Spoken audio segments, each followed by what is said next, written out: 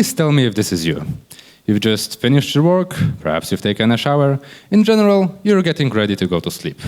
But you feel somewhere deep inside you that this day wasn't really as perfect as you would want it to be. And so you get that feeling. Suddenly you want to triple your productivity, travel all around the world, in general, become the very best version of you that has ever existed. But since it's late, you go to sleep, wake up the next day, and the feeling is gone. Or perhaps you've had it even worse. For once the feeling actually persisted, and you've gotten your moment of respite, your chance to do something you've never done before.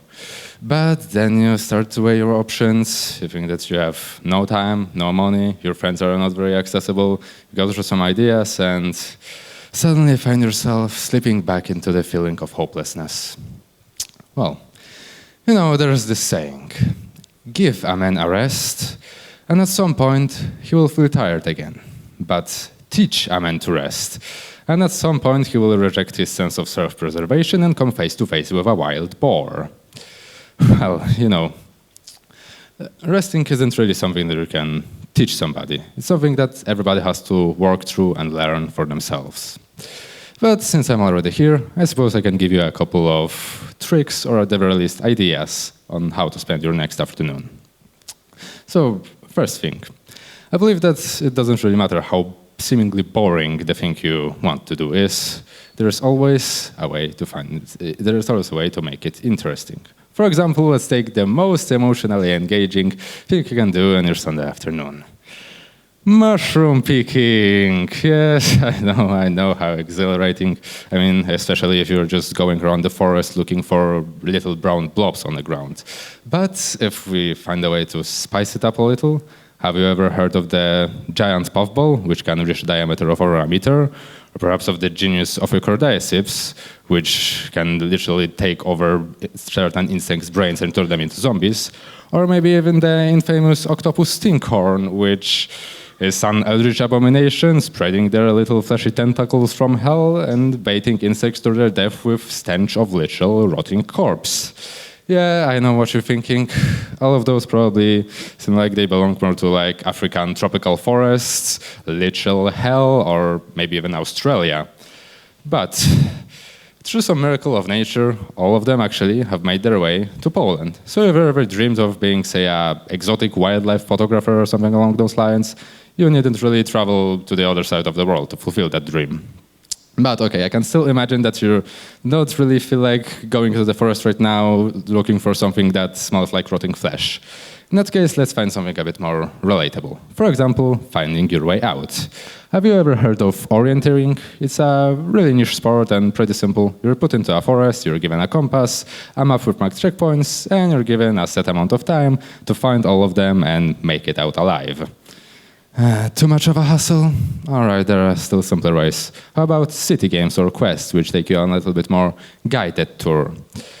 Still too much of an investment? Okay, there's one last thing, but technically it's a secret, and I'm committing high treason by even mentioning that, and will probably burn at the stake tomorrow. But here it is. It's called geocaching. And once again, it's extremely straightforward. You just install an app, look for your nearest cache, and try to find it. It can be anything, from a little small plastic tube to a whole chest embedded in a tree. And you never know what to expect, which makes it so rewarding, and it's simple. Okay, let's say that just simple walking is enough for you. You want to pick up a little, you want to do something more active, but you don't really have any sport that you train right now.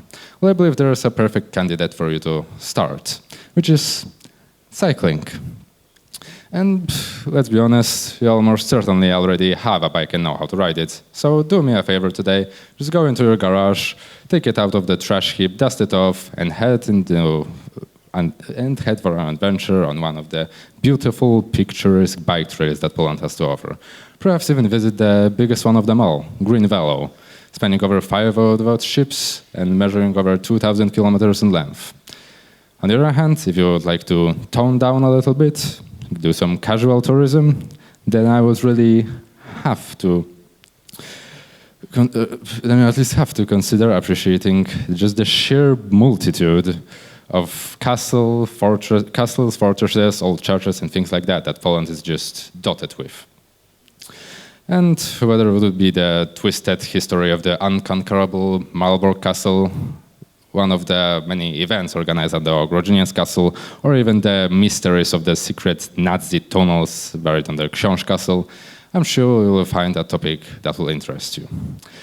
Now, what do all of those things are at least supposed to have in common? What is that one trick that is there to help you build new habits, consolidate them, and just actually make some change?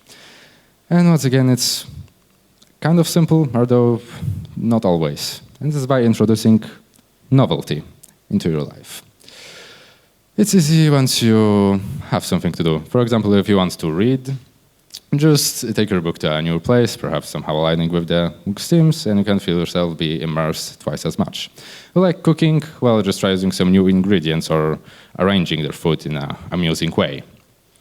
And if you don't really have anything right now, do something as simple as just going for a walk, which can help you clear your head and find an idea of what to do next.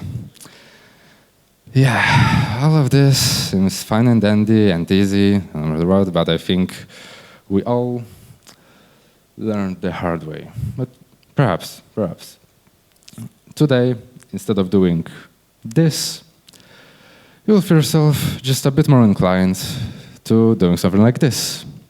Or perhaps even let's bring it to the ground a little bit. Let's start with just this. Perhaps even because it's literally the best way to rest your mind, period. Just do this. And yeah, okay, as I said, it all sounds fine and dandy and so easy, but we all learned the hard way that it really isn't. What is easy, however, is slipping and getting sucked right back into this black hole of mindless entertainment. And as such, and perhaps it's a kind of pessimistic conclusion in the present age, rest is dead. Rest remains dead, and we have killed it. But perhaps, just perhaps, with an incredible amount of work, we can find a way to save it. And to do that, well, I have one last advice for you. If you ever find yourself in a dark place, grappling with life, find yourself a certain mental image that you're going to come back to that will motivate you at your darkest hour.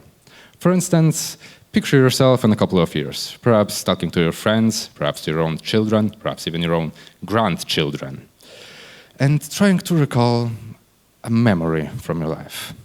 Now, what do you want to remember more? The little funny dancing cat or memes that you've seen on the internet last week?